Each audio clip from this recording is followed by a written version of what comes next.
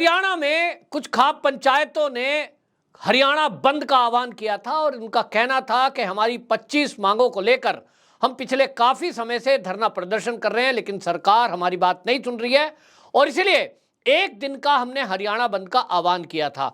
आपको बताएं, भारत भूमि बचाओ संघर्ष समिति, इसके जो राष्ट्रीय अध्यक्ष हैं रमेश दलाल, उनका कहना है कि 25 सूत्री मांगों को लेकर के हम पिछले 158 दिनों से केएमपी एक्सप्रेस वे पे वहां बैठे हुए हैं धरने प्रदर्शन को लेकर। लेकिन आश्चर्य की बात यह है कि किसानों ने जहां एमएसपी और किसानों के कर्जे माफी की मांग रखी है, वहीं उसमें एक मांग ऐसी है जिसको देखकर यह साफ साफ दिख रहा है कि यह एक टूल किट तैयार की गई है मोदी सरकार को घेरने के लिए, ताकि 2024 के लोकसभा चुनाव में कोई मुद्दा बनाया जा सके। और वो मांग है कुश्ती संघ के पूर्व अध्यक्ष ब्रजभूषण शरण सिंह की गिरफ्तारी। जी हां, आपको बताएं, जो कुश्ती खिलाड़ी हैं उसमें कुछ महिला खिलाड़ियों ने ब्रजभूषण शरण सिंह के ऊपर यौन शोषण के आरोप लगाए थे। जनवरी महीने में दिल्ली के जंतर मंतर पर धरना प्रदर्शन किया था। उस धरने प्रदर्शन के अगले ही दिन केंद्र सरकार ने इस पर संज्ञान लिया और एक कमेटी का गठन कर दिया था। ये जो कमेटी थी, इसमें महिला खिलाड़ियों को ही रखा गया। मैरी कॉम की अध्यक्षता में वो कमेटी बनी तो खिलाड़ियों ने धरना प्रदर्शन खत्म कर दिया। लेकिन अचानक से एक बार फिर जो मई महीना है, इसमें फिर से धरना शुरू हो गया और इस बार उस धरने प्रदर्शन में खिलाड़ियों के साथ साथ किसान नेता भी उस आंदोलन में आए, खाप पंचायतें भी आईं और कांग्रेस समेत कई विपक्षी पार्टियों के नेता भी वहां पहुंचे। इससे बिल्कुल साफ लग गया कि जो धरना प्रदर्शन जनवरी में केवल कुश्ती खिलाड़ियों ने छेड़छाड़ की बात के शुरुआत में की थी कि छेड़छाड़ हुई है, उसको यौन शोषण और फिर कुछ चैनलों के जरिए उसको बलात्कार तक की, जो कहा जा रहा है कि बलात्कार किया, ऐसे शब्दों का भी इस्तेमाल किया जा रहा है। मामले को देखते हुए उसमें पुलिस ने एफआईआर दर्ज की थी और पुलिस की चार्जशीट को लेकर के बाकायदा कुश्ती के पहलवानों ने केंद्रीय मंत्री अनुराग ठाकुर से मुलाकात की थी, देश के गृह मंत्री अमित शाह से मुलाकात की थी और अपनी मांगों को रखा था।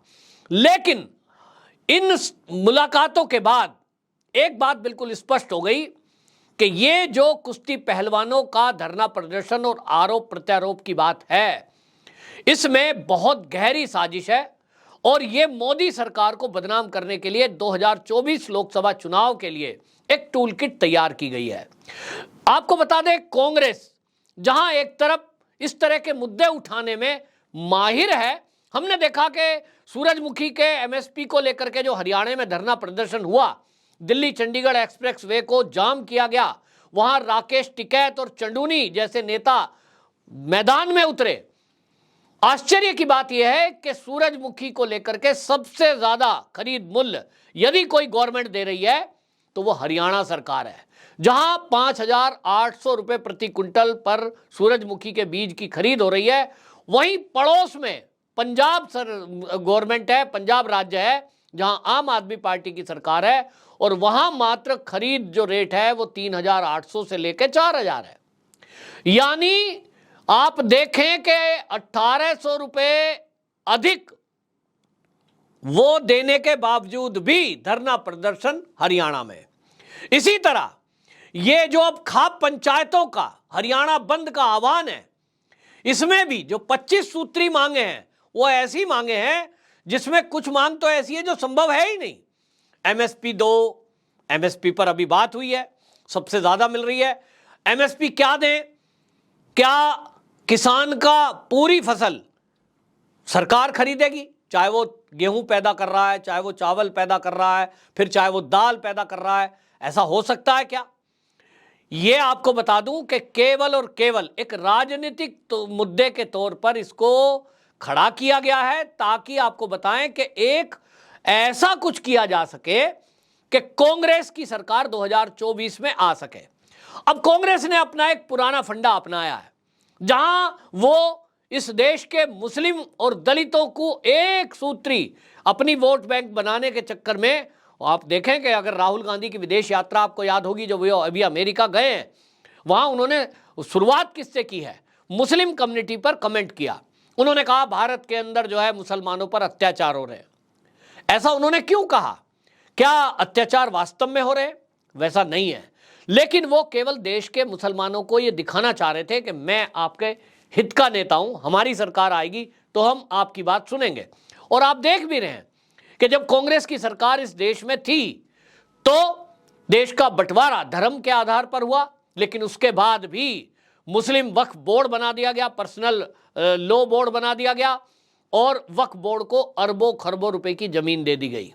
ये जो लूट हुई है ये कांग्रेस ने जानबूझकर कराई ताकि मुस्लिमों में एक संदेश दिया जा सके कि कांग्रेस है तो आप सुरक्षित हैं, कांग्रेस है तो आप मनमर्जी करिए, जो चाहे करिए।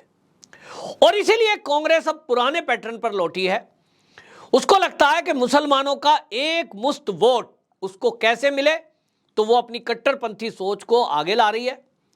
राहुल गांधी सीधे सीधे मुसलमानों के फेवर में अपने आप को मैदान में उतार चुके हैं। खुलकर जिस तरह से अभी कर्नाटक में सरकार बनी है, जिस तरह से वहां हिजाब के मुद्दे को बनाया गया, उसके बाद आप देखें कि जिस तरह से वहां चीजें की जा रही हैं, ये पूरा संदेश है कि एक तरफ मुसलमानों को रिझाकर पूरी वोट ली जा सके, दूसरी तरफ कांग्रेस का एक एजेंडा है कि हिंदुओं को कैसे जातियों में बांटा जा सके। और ये देश की आजादी के पहले से चल रहा है। कांग्रेस इसी सूत्र पर 65 साल केंद्र की सत्ता में रही और कई राज्यों में रही। अब 2014 में मोदी सरकार आ गई तो इनको लगता है कि मोदी जी तो हिंदुत्व के नाम पर आ गए, 2014 में आ गए, 2019 में कुछ विकास और कुछ हिंदुत्व का मुद्दा। अब इनको लगता है कि 2024 का जो लोकसभा चुनाव है उसमें मोदी को ना तो हिंदुत्व के नाम पे वोट मिले, ना उनको विकास के नाम पर वोट मिले। और इसके लिए कांग्रेस ने जो टूल किट तैयार की है उसके तहत जहां एक तरफ वो मोदी के विकास के मॉडल को बदनाम करने का काम कर रही है, वहीं दूसरी तरफ उसने हिंदुओं को जाति में बांटने के लिए ऐसे कुछ नेताओं को चयन किया है जो हिंदुओं को जाति में बीजेपी से अलग कर सके और बांट सके। हरियाणा का जो ये आंदोलन है, ये जो किसानों का मुद्दा लेकर के हरियाणा बंद किया गया है, इन्होंने घोषणा कर दी है कि अभी तो ये एक दिन का था, हमारी अगर मांग नहीं मानी गई तो फिर हम इसको आगे करेंगे। और उन्होंने कहा कि ये जो है जुलाई में एक बड़ा किसान आंदोलन हम दिल्ली में करेंगे। फिर उसके बाद जो है अभी 18 जून को 4 दिन बाद वो कह रहे हैं भारत बंद करेंगे। और अगर सरकार हमारी मांग नहीं मानती है तब फिर हम क्या करेंगे, तो उन्होंने अक्टूबर में महाकुंभ करने की बात की है। और मांग क्या है, इसमें सारी मांग मानी जा सकती है। मैं समझता हूं कि किसानों का लोन माफ हो सकता है, ये सरकार के हाथ में है। एमएसपी दे सकती है, ये सरकार के हाथ में है। जमीनों के मुआवजे बढ़ाए जा सकते हैं, ये भी सरकार के हाथ में है। सरकार जब चाहे कर सकती है। लेकिन इसमें एक मांग ऐसी रखी है कि ब्रजभूषण शरण सिंह जो कुश्ती संघ के पूर्व अध्यक्ष हैं उनको गिरफ्तार किया जाए। अब यह काम क्या ये सरकार का है? यह सरकार तय करेगी कि ब्रजभूषण शरण सिंह गिरफ्तार हो। ब्रजभूषण शरण सिंह हालांकि भारतीय जनता पार्टी के सांसद हैं, कुश्ती संघ के पूर्व अध्यक्ष हैं, लेकिन उनकी गिरफ्तारी होगी या नहीं, ये क्या देश के गृह मंत्री या प्रधानमंत्री तय करेंगे या देश में जो कोर्ट है, न्यायपालिका है, वो तय करेगी? आप बताइए। ये कहते हैं कि सरकार फेवर कर रही है। मान लीजिए सरकार फेवर कर रही है 1%, मान लो ब्रजभूषण शरण सिंह को सरकार बचाने के लिए फेवर कर रही है, तब आप कोर्ट में हैं। कुश्ती के पहलवान तो सुप्रीम कोर्ट गए हैं, सुप्रीम कोर्ट में बाकायदा उनकी एप्लीकेशन गई तो उन्होंने कहा है कि आप हाई कोर्ट जाइए। अगर आपको लगता है कि मोदी सरकार ब्रजभूषण शरण सिंह का फेवर कर रही है और पुलिस ने आपके द्वारा लगाए गए एलिगेशनों की ठीक से जांच नहीं की है, तो आपके वकील खड़े हैं, हाई कोर्ट में सबूत रखिए। जो सबूत आपने पुलिस को दिए हैं वो आपके पास तो होंगे ही, आप उस पर बात करिए। तो कोर्ट तय करेगा, और कोर्ट यदि आदेश करता है, दिल्ली की हाई कोर्ट या सुप्रीम कोर्ट अगर आदेश कर देगी, तो केंद्रीय मंत्री तक भी गिरफ्तार होते हैं, हुए हैं। तो ब्रजभूषण शरण सिंह तो एक साधारण सांसद हैं। फिर सड़कों पर आंदोलन क्यों? क्या खाप पंचायत देश में ये माहौल खराब करके जो जाट कम्युनिटी है खासतौर पर, उसको भारतीय जनता पार्टी से अलग करना चाहती है? असली मुद्दा यही है। देखिए, आंदोलन क्या है? आंदोलन एक बहाना है। जो कुश्ती पहलवान हैं, ये जब जनवरी में आए थे तो इन्होंने अभद्रता और छेड़छाड़ की बात कही थी, लेकिन मई आते आते, अप्रैल आते आते वो जो है यौन शोषण में बदल गई। मैं उस मुद्दे पर नहीं जा रहा हूं क्योंकि मामला चार्जशीट और कोर्ट में है।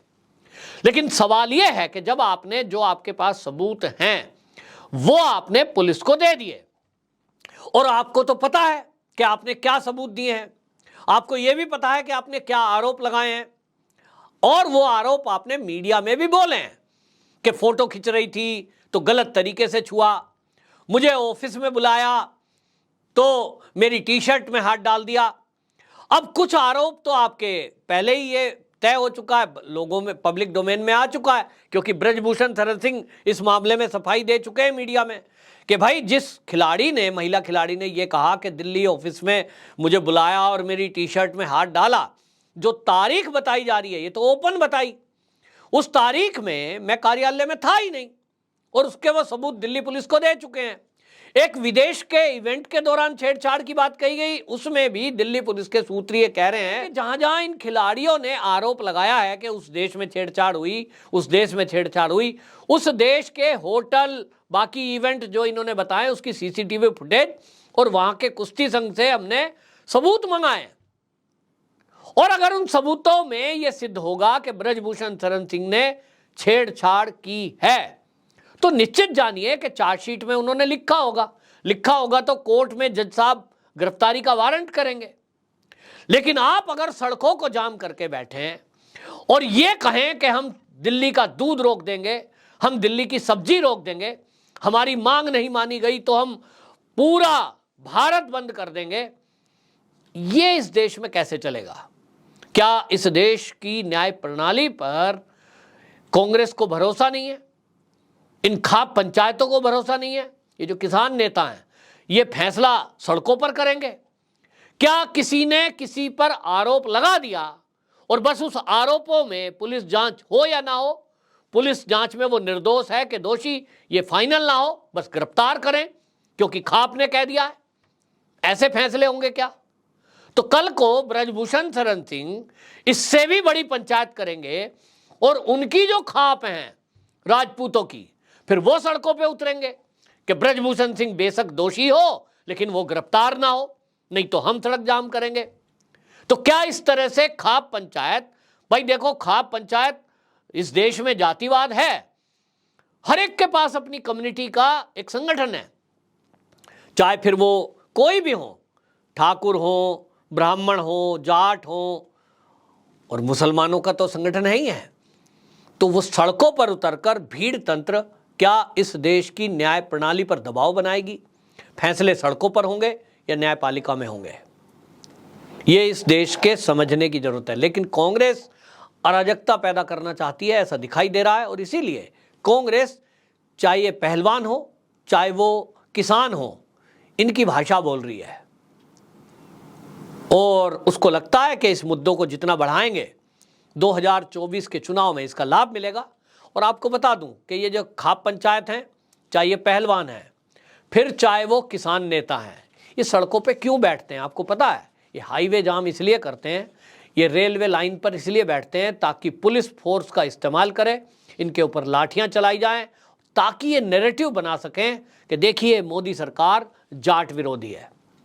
एक सूत्री कार्यक्रम केवल बिरादरी को अलग करने का चल रहा है, क्योंकि लोकसभा चुनाव में जाट कम्युनिटी का जो वोट है उसका इफेक्ट लगभग 80 सीटों पर दिखाई देता है।